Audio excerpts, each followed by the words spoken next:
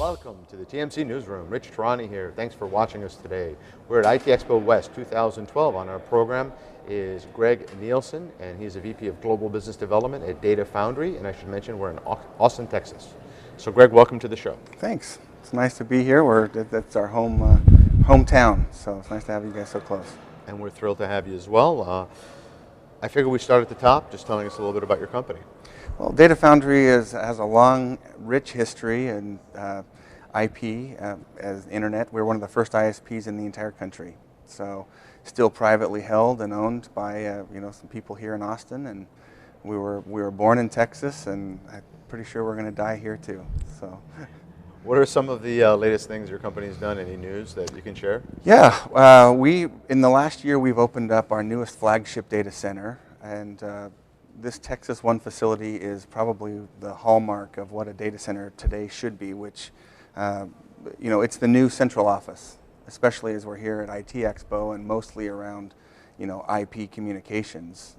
It's relevant because everybody's shifting from the old TDM world into one that's based in data centers just like ours. Now, that part of the market is booming, isn't it? Data centers, cloud, I mean, it's just on fire. It is. I mean, you're seeing a tremendous shift from everything as it has been into this new world of cloud, virtualization, and so forth. I mean, a recent Gartner study showed that the average data center is about 11 years old. I mean, imagine building your infrastructure or anything else on 11-year-old technology, moving forward.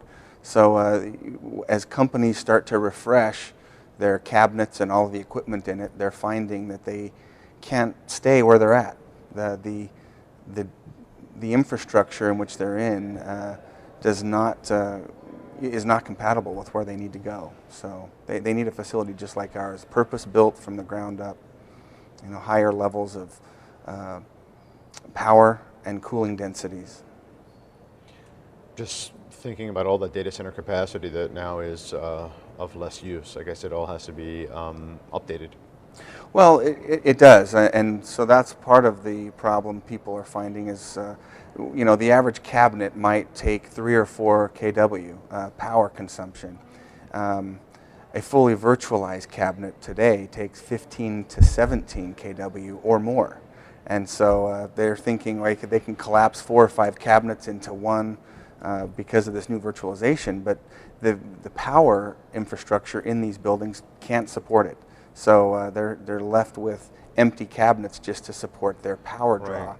So they will have to completely rebuild or retrofit existing buildings to meet with the coming demand that virtualization is going to require. And that leads us to a really interesting point, and that is that when you design your data center, how forward-looking are you? In other words, we know that virtualization, the concept is there, and we know that processors are going to get more powerful. We know that there's going to be more power needed and more heat given off. So do you just plot along and see where the last 10 years have taken us and try to keep that graph going for the next 10? Well, actually, when we designed this and built this facility, it's from years and years of experience of being in data centers and owning data centers ourselves all around the world as well. So there was a tour throughout the world, and they wrote down the best elements of each of these data centers and implemented it. When you come and see the facility, you'll see for yourself how we have planned for the next 30 years based on the way that we have doors and delivery bays right into critical infrastructure areas like our mechanical plant and our water-chilled cooling systems. So we've really tried to think as far out in advance as we can so that we can, without ripping the roof off and completely retrofitting the building, we can easily upgrade and maintain that facility.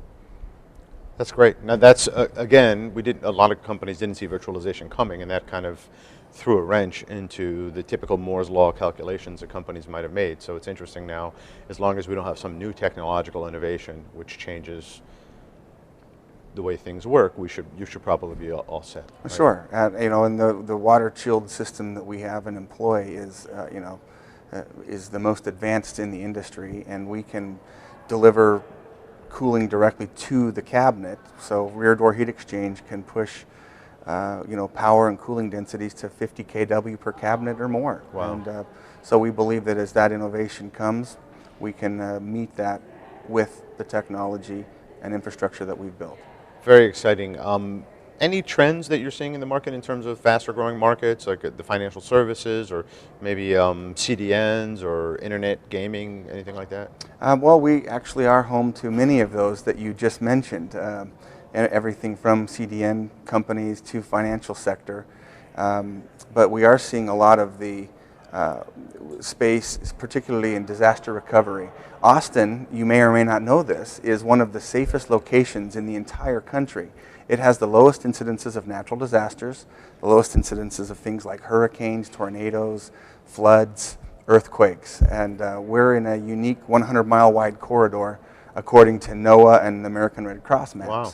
So people looking to deploy critical infrastructure that needs to always be available, when they think of the east or west coast, I mean, how disastrous can that be when you've looked at the hurricanes and the earthquakes and the floods that have happened just in the last several months? Sure. So we're in a very safe location, and so that's a growing trend. You're seeing major Fortune 50 companies pick up and relocate their primary data center in this region for that reason as well. It's interesting, Connecticut, where TMC is headquartered, recently, within a period of a couple days, we had tornado warnings and an earthquake within like 2 days of each other. And those are, when I was a kid, you never thought of like earthquakes in Connecticut, and it's just funny that now there seems to be an earthquake once every year and a half, 2 years, all of a sudden.